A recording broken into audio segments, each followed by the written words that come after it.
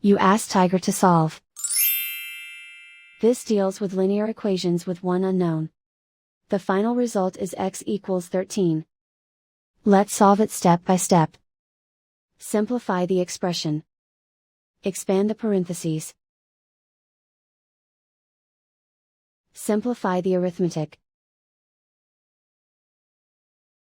Multiply the coefficients. Group all x terms on the left side of the equation. Add 4x to both sides. Group like terms. Simplify the arithmetic.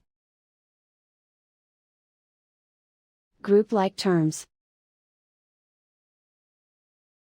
Simplify the arithmetic.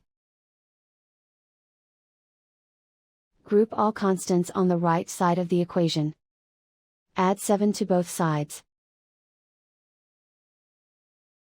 Simplify the arithmetic.